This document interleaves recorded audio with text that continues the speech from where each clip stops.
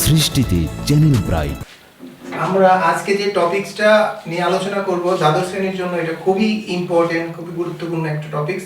এখান থেকে আমাদের এক সেট প্রশ্ন হবে। তো কনিক্স হচ্ছে জ্যামিতির একটা অংশ। তো জ্যামিতি আসলে কি? যেমন কনিক্স, এখানে লেখা আছে যে কনিক্স এক ধরনের সঞ্চারপথ, তারপরে সরলরেখা এক ধরনের সঞ্চারপথ, বৃত্ত এক ধরনের সঞ্চারপথ। আমরা একাদশ শ্রেণীতে ফার্স্ট পেপারে সরলরেখা এবং বৃত্ত করেছি, আর সেকেন্ড পেপারে আমরা কনিক্স করব। তো এই তিনটা জিনিস হচ্ছে জ্যামিতির অংশ। তো জ্যামিতি বুঝতে হলে আগে আমার সঞ্চারপথ জিনিসটা বুঝতে হবে। সঞ্চারপথ জিনিসটা আসলে কি? সঞ্চারপথ হচ্ছে কোনো নির্দিষ্ট শর্তে কোনো একটি চলমান বিন্দুর গতির পথকে সঞ্চারপথ বলা হয়। তাহলে কনিক্সের সংজ্ঞাটা যদি আমরা লিখি এখন, যে কনিক্স কাকে বলে? কনিক্স হবে একটা স্থির বিন্দু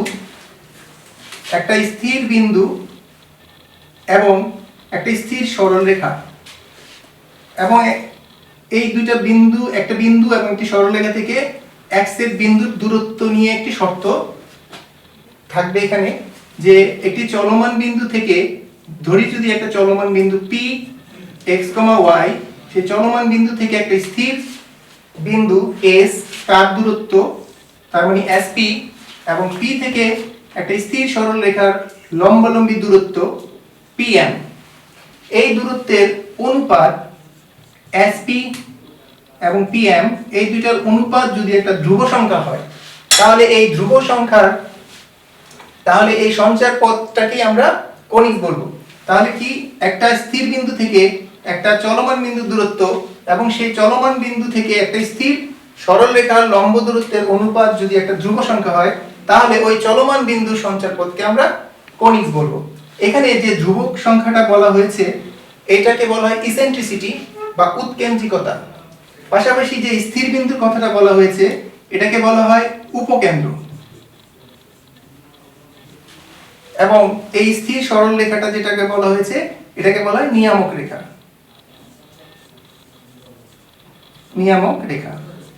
বা একে দ্বিকাক্ষ বলা হয়। এখন আমাদের এখানে কনিক্সের যে আমাদের ধারণাটা, সেটা নিয়ে আমি একটু কথা বলবো।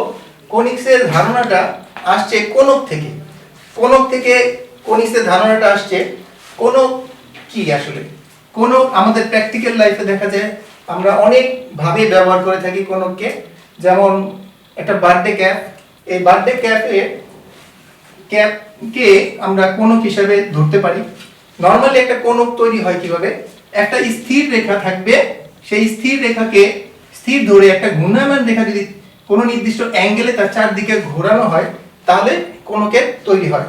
এখানে এই বিন্দুটাকে বলা হবে শীর্ষবিন্দু,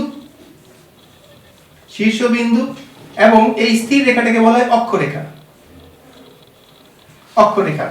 আর এই ঘূর্ণায়মান রেখাটাকে বলা হয় কারিকা রেখা। এখন এই কোণককে কোনো একটা সমতল ধারা কর্তনের ফলে কনিক্সের উৎপত্তি হয়। যেমন এখানে আমরা দেখতে পাচ্ছি এই চিত্রটায়, যে একটা কোণককে একটা সমতল ধারা ধরতে পারে, একটা ব্লেড দ্বারা যদি আমরা এই সমতলকে এই অক্ষের সাথে 90 ডিগ্রিতে কাটা হয়, তাহলে এই কাটার স্থানটায় একটা বৃত্ত তৈরি করবে। সেম ভাবে যদি আমরা দ্বিতীয় চিত্রটা দেখি, সেখানেও একটা সমতল ধারা যদি আমরা এই অক্ষকে ভূমির সাথে একটা নির্দিষ্ট অ্যাঙ্গেলে, এবং সেটা অবশ্যই 90 ডিগ্রি থেকে ছোট হতে হবে এবং 30 ডিগ্রি থেকে বড়, যদি কাটি, তাহলে কাটার স্থানটা একটা উপবৃত্তের আকার নেবে। অনুরূপভাবে যদি আমরা সেটাকে এইভাবে এই আকারে কাটা হয় কোন একটা সমতলকে, কোণককে, তাহলে যে কাটার স্থানটা সেটা পরাবৃত্তের আকার নেবে।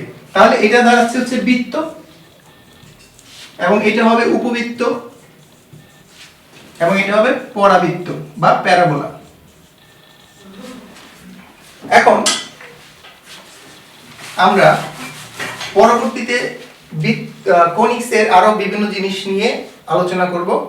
তাহলে কনিক্সের আমাদের যে সংজ্ঞাটা, সেটা ছিল, আমি আরেকবার একটু রিপিট করি, সেটা হচ্ছে একটা স্থির বিন্দু থাকবে, একটা স্থির সরলরেখা থাকবে।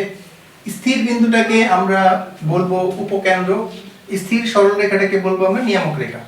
তাহলে এই একটি চলমান বিন্দু থেকে এই স্থির বিন্দুর যে দূরত্ব, সেটা হচ্ছে SP, এবং চলমান বিন্দু থেকে একটা স্থির সরল রেখার যে লম্ব দূরত্ব সেটা হচ্ছে pm। এই দুইটার দূরত্বের অনুপাত একটা ধ্রুব সংখ্যা হবে। এই ধ্রুব সংখ্যা যদি হয় তাহলে আমরা এই চলমান বিন্দুর সঞ্চার পথটাকে কনিক্স বলবো। এখন এই ইসেন্ট্রিসিটি বা ই যেটাকে আমরা ধ্রুব সংখ্যা বলতেছি তার মানের উপরে ডিপেন্ড করে আমাদের কনিক্সের ভেরিয়েশনগুলো হবে। যেমন যদি ইর ভ্যালু 0 হয় সেক্ষেত্রে আমার কনিক্সটা হয়ে যাবে বৃত্ত। যদি ইর ভ্যালু 1 হয় তাহলে কনিক্সটা হয়ে যাবে পরাবৃত্ত বা প্যারাবোলা।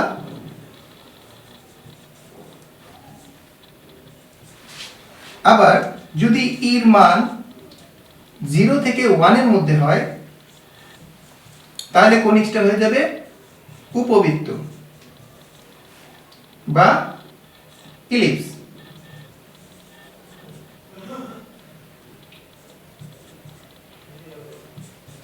আবার ইর ভ্যালু যদি 1 থেকে বড় হয় তাহলে সেটা হবে অধিবৃত্ত বা হাইপারবোলা। অধিবৃত্ত বা হাইপারবোলা। লাস্ট যদি ইর ভ্যালু ইনফিনিটি হয় তাহলে হবে সরল রেখা। তাহলে দেখা যাচ্ছে যে ইসেন্ট্রিসিটি ইর মানের উপরে ডিপেন্ড করে টোটাল জ্যামিতিটা চলে আসছে। এখন আমরা পরাবৃত্তের আমাদের বইয়ের 6.1 এ আমরা প্যারাবোলা নিয়ে আলোচনা করা হবে। তো 6.1 এ আমাদের পরাবৃত্ত নিয়ে আলোচনা করা হয়েছে। 6.1 এর আমরা পরাবৃত্তের আদর্শ সমীকরণ সেটা প্রতিপাদন করে দেখব যে আমাদের সংজ্ঞা থেকে কিভাবে পরাবৃত্তের সমীকরণটা আসে। তো পরাবৃত্তের সংজ্ঞা আমরা কনিক্সের সংজ্ঞা থেকেই আমরা পরাবৃত্তের সংজ্ঞা দিতে পারবো, কারণ পরাবৃত্তের ক্ষেত্রে ইর ভ্যালু ছিল 1। তাহলে আমরা কনিক্সের সংজ্ঞা থেকে পেয়েছি SP divided by PM equal E। তাহলে ইর ভ্যালু যদি 1 হয় তাহলে SP ইকুয়াল PM হচ্ছে। SP ইকুয়াল PM এখান থেকে আমরা পরাবৃত্তের সংজ্ঞা লিখতে পারি যে কিভাবে যে একটি স্থির বিন্দু থেকে একটি চলমান বিন্দুর দূরত্ব এবং চলমান বিন্দু থেকে একটি স্থির সরল রেখার লম্ব দূরত্ব যদি সমান হয় তাহলে চলমান বিন্দুর সঞ্চারপথকে পরাবৃত্ত বলে। এখন SP ইকুয়াল PM। এখন আমরা যদি P থেকে ও A x এর উপরে একটা লম্ব অঙ্কন করি, ধরলাম সেটা x অক্ষকে n বিন্দুতে ছেদ করবে, তাহলে এখানে আমরা PM এর বদলে Zn লিখতে পারবো। যেহেতু একটা আয়তক্ষেত্র আমরা জানি বিপরীত বাহু সমান সমান্তরাল, ওই হিসেবে আমরা PM কে আমরা Zn লিখতে পারি। আর Zn কে আবার আমরা লিখতে পারি ZA প্লাস AN। তো ZA কি? ZA হচ্ছে আমরা একটা দূরত্ব যেহেতু বোঝাচ্ছে শীর্ষ থেকে, তাহলে এই দূরত্বটাকে আমরা কনস্ট্যান্ট ভ্যালু a ধরে নিতে পারি। এই দূরত্বটা হচ্ছে a। আর প্লাস AN। AN টা হচ্ছে P বিন্দুর ভুজের মান AN। সেম ভাবে PN টা হচ্ছে P বিন্দুর কোটির মান y। দ্যাট মিন্স হচ্ছে AN কে আমরা তাহলে x লিখতে পারি। আর SP সমান আমরা পাচ্ছি a প্লাস x। SP মানে কি? SP হচ্ছে দুইটা বিন্দুর মধ্যবর্তী দূরত্ব। তাহলে S ও একটা বিন্দু, P ও একটা বিন্দু। এখানে এটাকে আমরা শীর্ষবিন্দু ধরে নিচ্ছি যার স্থানাঙ্ক হবে 0 0।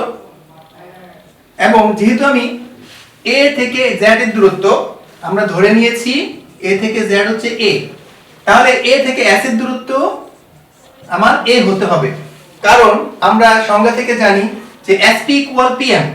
তাহলে P বিন্দুটা যেহেতু চলমান, এটা যে কোনো অবস্থানই থাকতে পারে, তাহলে এখানে যদি আসে P বিন্দুটা তাহলে ওই হিসাবে আমরা A S এবং AZ সমান লিখতে পারি। তাহলে এখানে SP আমরা S বিন্দুর স্থানাঙ্ক তাহলে দাঁড়াচ্ছে a, 0, যেহেতু এটা x অক্ষ আর x অক্ষের উপরে আমরা জানি কোটির মান 0 হয়, তাহলে a থেকে s এর এই দূরত্ব যদি a হয় তাহলে a, 0 হবে s বিন্দুর স্থানাঙ্ক। এখন SP মানে দুইটা বিন্দুর মধ্যবর্তী দূরত্ব। দুইটা দূরত্বের সূত্র যদি আমরা এখন লিখি যে আমরা দূরত্বের সূত্র জানি, সেটা হবে রুট ভুজদ্বয়ের অন্তর তার বর্গ প্লাস কোটিদ্বয়ের অন্তর তার বর্গ। তাই s বিন্দু হচ্ছে a, 0, p হচ্ছে x, y। তাহলে আমরা এখানে লিখতে পারি x - a তার হোল স্কয়ার y - 0 তার whole square is equal a plus x। এখন আমরা বর্গ করে দিতে পারি, তাহলে পাচ্ছি x মাইনাস উভয় পাশে বর্গ করে পাই x minus a whole square plus y square equal a plus x তার হোল স্কয়ার। এখন y স্কয়ার ইকুয়াল যদি আমরা পক্ষান্তর করি, এটাকে ওই পাশে নিয়ে যাব, তাহলে x প্লাস a তার whole square minus x minus a তার হোল স্কয়ার। এখন y স্কয়ার ইজ ইকুয়াল, আমরা এখানে 4ab সূত্র চলে আসছে 4ax। তাহলে ফাইনালি আমরা যে ইকুয়েশনটা পাচ্ছি সেটা একটা পরাবৃত্তের ইকুয়েশন বোঝাচ্ছে, এবং এটাকে পরাবৃত্তের আদর্শ সমীকরণ বলা হয়। এই পরাবৃত্তের আদর্শ সমীকরণের ক্ষেত্রে আমাদের যে শীর্ষবিন্দুটা এখানে a হবে, পরাবৃত্তের অক্ষরেখাকে যে বিন্দুতে ছেদ করে সেটাকে শীর্ষবিন্দু। আদর্শের ক্ষেত্রে যেহেতু আমরা শীর্ষবিন্দু ধরেছি হচ্ছে 0 0, তো এই ক্ষেত্রে শীর্ষবিন্দু হবে 0 0 এই সমীকরণের জন্য। সেম ভাবে উপকেন্দ্র হচ্ছে s, উপকেন্দ্রে s এর স্থানাঙ্ক হচ্ছে a, 0।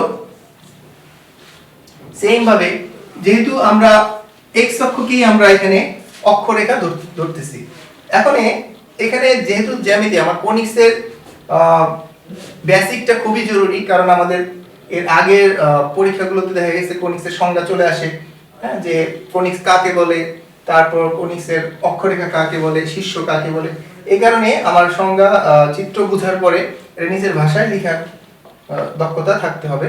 যেমন যদি বলি শীর্ষবিন্দু কাকে বলে, তাহলে বলতে হবে পরাবৃত্ত অক্ষরেখাকে যে বিন্দুতে ছেদ করে তাকে শীর্ষবিন্দু বলা হয়।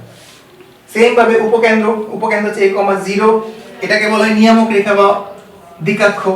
নিয়ামক রেখা এটা স্বয়ং হচ্ছে y অক্ষের সমান্তরাল রেখা এবং সেটা বাম দিকে অবস্থিত।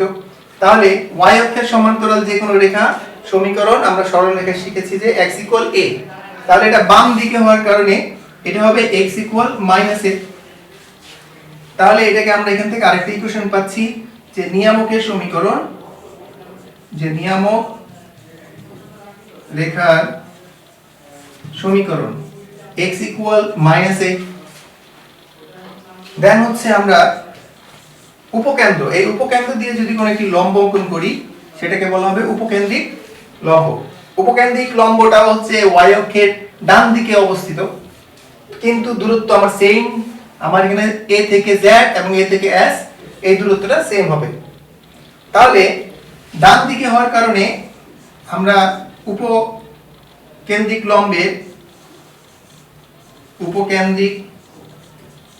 লম্বের সমীকরণকে লিখতে পারি যে x পজিটিভ এ, যেহেতু ডান দিক বোঝাচ্ছে দিকের কারণে এটা পজিটিভ হবে। দেন হচ্ছে আমাদের আসে অক্ষরেখা, এটা হচ্ছে আমার অক্ষরেখা। সো 5 নম্বরে দিতে পারি অক্ষরেখার সমীকরণ। যেহেতু অক্ষরেখাটা স্বয়ং x অক্ষ আর x অক্ষের সমীকরণ হচ্ছে y 0, তাহলে আমরা লিখব অক্ষের সমীকরণ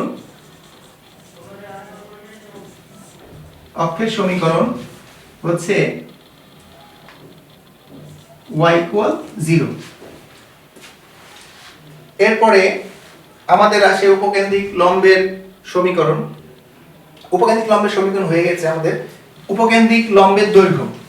উপকেন্দ্রগামী যে লম্ব, এখান থেকে এই দূরত্বটা বের করতে পারবো আমরা। এটার সূত্র যদি আমরা লিখি যে উপকেন্দ্রিক লম্বের দৈর্ঘ্য মডুলাস 4, দূরত্ব যেহেতু তাই। তো আমাদের মোটামুটি পরাবৃত্তে 6.1 এ আমরা যে ম্যাথগুলো করব সেগুলোর জন্য আমার এই সূত্রগুলো লাগবে। আরো অনেক বিষয় রয়েছে, সেটা ইনশাআল্লাহ আমরা নেক্সট দিন দেখাবো। সৃষ্টিতে চ্যানেল ব্রাইট।